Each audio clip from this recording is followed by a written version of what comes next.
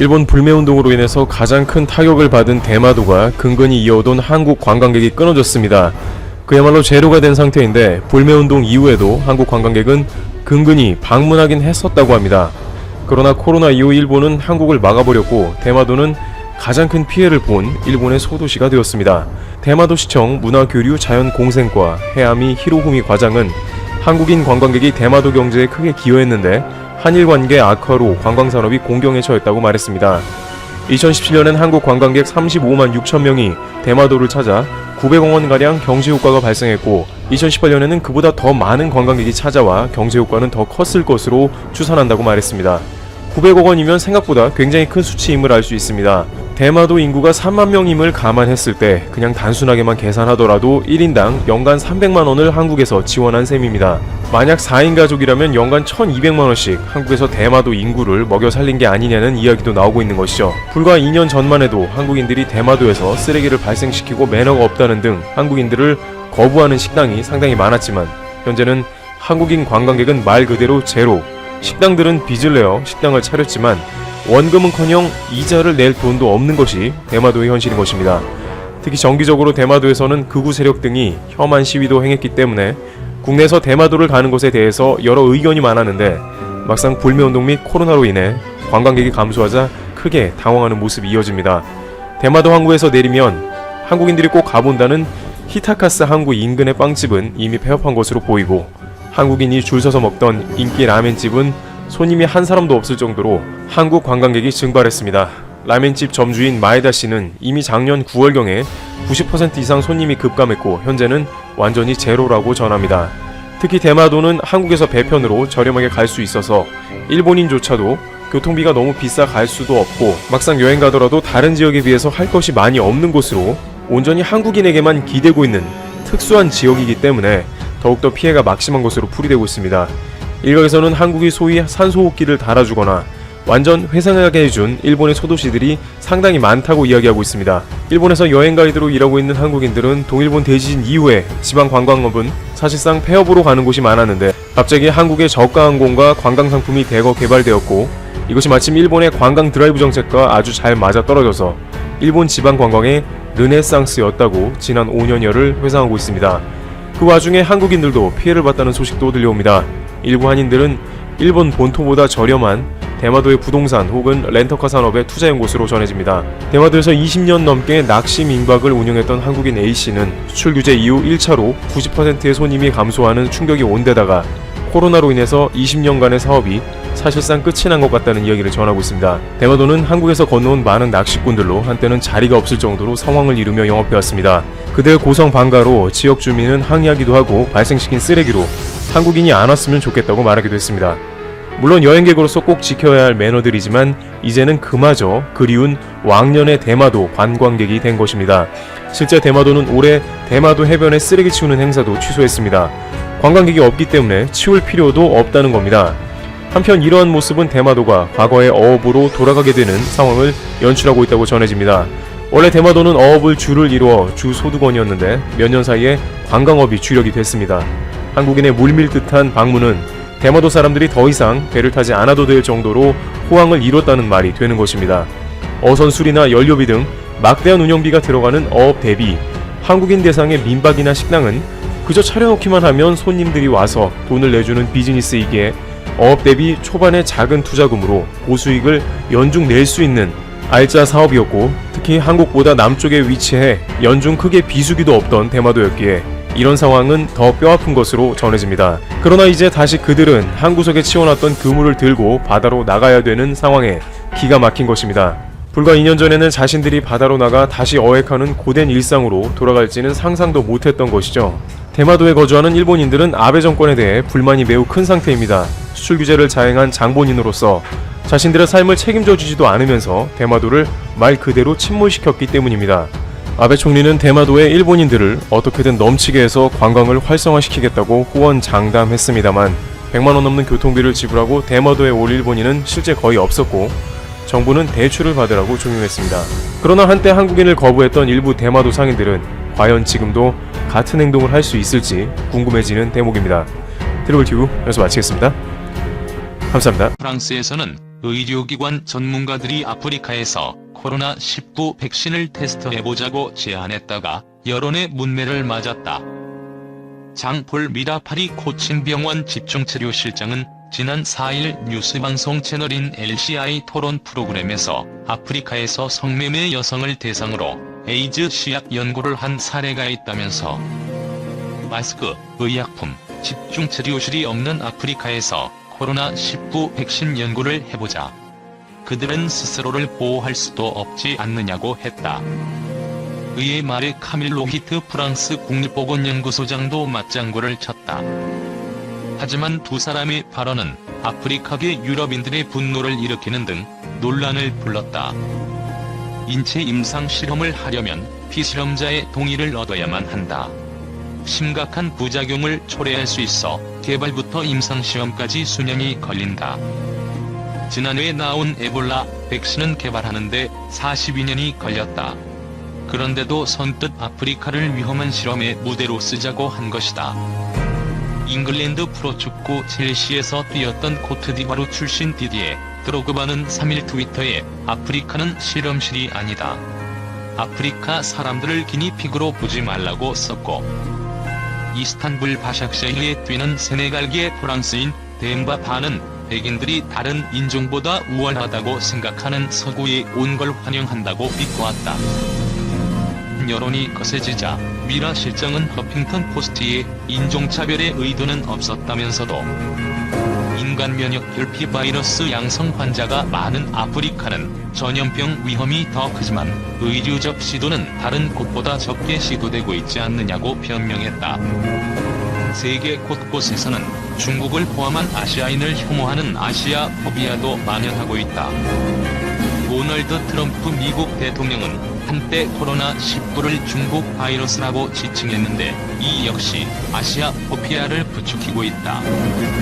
이스라엘 스타트 기업 라이트에 따르면 소셜미디어 상에서 중국인을 겨냥한 혐오 발언은 코로나19 이전보다 900% 증가했다. 사실 인종차별의 역사는 전염병의 유행과 급의적을 같이 한다. 실제 2003년 중증급성호흡기 증후군에 대유행된 중국, 아시아가 2014년 에볼라 바이러스가 퍼질 때는 아프리카가 표적이 됐다. 미 시사주간지 애틀랜틱은 전염병이 키운 공포는 결국 차별과 혐오로 번져간다고 했다. 미국 확진자 30만 명 돌파 트럼프 사망자 많이 나올 것. 미국의 코로나19 확진자 수가 30만을 넘어 전세계 감염자의 4분의 1에 이르렀다. 도널드 트럼프 미국 대통령은 거듭 앞으로 사망자가 많이 나올 것이라며 사태 악화를 예고했다. 4일 밤 현재 미국의 코로나19 확진자 수는 하루 전보다 약 3만 5천 명 늘어난 31만 1,500여 명을 기록했다. 미국 확진자 수는 지난달 27일 10만 명을 돌파한 지 8일 만에 30만 명을 돌파했다. 미국은 이날로 전세계 감염자 수의 26%를 점유하게 됐다. 미국은 사망자도 8,400여 명에 이른다. 트럼프 대통령은 이날 백악관 브리핑에서 아마도 이번 주와 다음 주 사이가 가장 힘든 주가 될 것이라며 불행하게도 많은 사망자가 나올 것이라고 말했다. 에보라 벅스 백악관 코로나19 태스크포스 조종관도 브리핑에서 앞으로 2주가 매우 중요하다며 당신 가족과 친구를 안전하게 지킬 수 있는 모든 걸 해야 할 때다. 그것은 바로 6피트 거리두기와 손 씻기다라고 말했다. 백악관은 최근 사회적 거리두기를 잘 하더라도 미국 내 사망자가 10만에서 24만 명에 이를 것이라는 보고서를 언급하며 미국인들에게 지침 준수를 호소하고 있다. 미국의 코로나19 확산을 견인하는 것은 뉴욕주다. 뉴욕주의 확진자는 이날 현재 미국 전체의 약 37%인 11만 4,100여 명이다. 사망자는 3,500여 명으로 2001년 9.11 뉴욕 테러 때 숨진 2,700명을 훌쩍 뛰어넘었다. 앤드류 쿠오모 뉴욕 주지사는 브리핑에서 아무도 산 꼭대기의 숫자를 알 수 없다면서도 7일 안팎에 뉴욕의 코로나19 사태가 정점에 이를 것으로 내다봤다. 확진자가 급증하며 뉴욕의 의료용품, 장비와 인력 부족 문제가 심각해지자 미국은 물론 전 세계에서 지원의 손길이 몰려들고 있다. 쿠오모 지사는 뉴욕주 밖에서 온 2만 2천 명을 포함해 8만 5천 명이 뉴욕을 돕기 위해 자원봉사를 벌이고 있으며 중국도 인공호흡기 1000개를 기증해왔다고 소개했다. 또한 대만계 캐나다 기업인으로 미프로농구 브루클린 네츠의 구단주이기도 한 억만장자 조차이 부부는 마스크 260만 개, 인공호흡기 2000개, 의료용 고글 17만 개를 뉴욕에 기부했다. 서구에서는 자부심이 붕괴. 서양 우월주의는 종언을 구할까? 코로나19는 도발한다. 미국과 유럽의 서양 우월주의 신화에 의문을 던진다. 글로벌 리더 미국 선진국 유럽이라는 고정관념을 거부한다. 국제 질서를 주도해온 대서양 동맹을 뒤흔든다.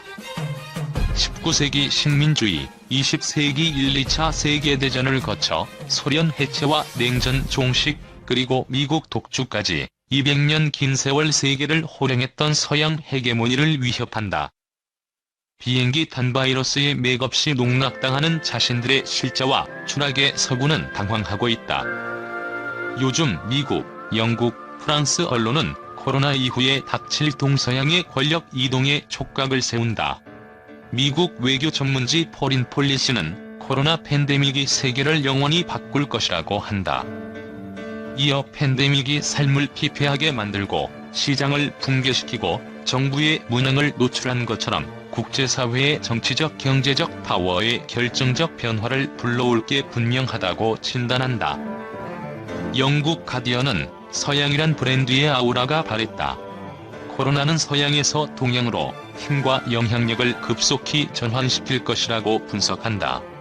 서양의 퇴조를 걱정하는 데는 합리적인 이유가 있다.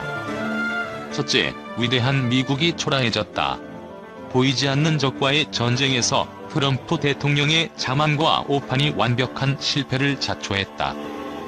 세계 최고의 의료 선진국에서 믿기지 않는 일들이 목격됐다. 텅 빈 공포의 뉴욕, 방호복이 없어 비닐을 뒤집어 쓴 의사, 인공호흡기를 나눠 쓰는 환자, 두려움에 울부짖는 의료진과 시민의 참담한 광경은 세계인에게 미국을 다시 보게 했다.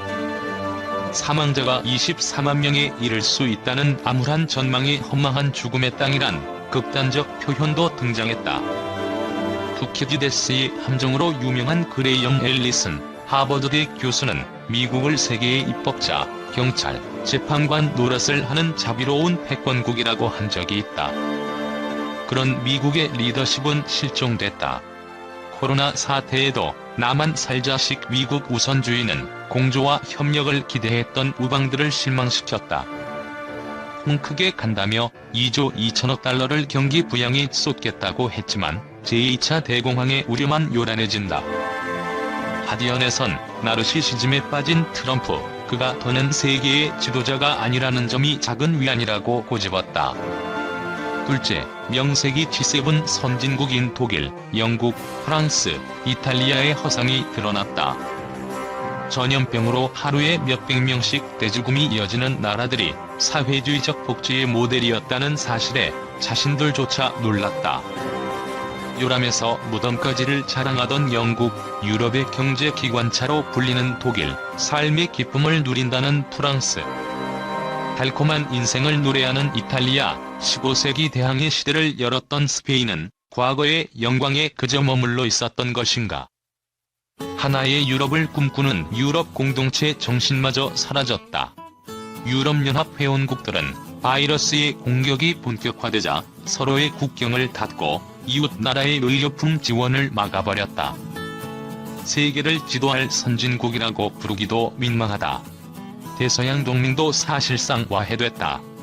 유럽에서 코로나가 퍼지자 미국이 제일 먼저 한 방역 조치가 유럽인 맞기였다. 셋째, 동양의 재발견이다.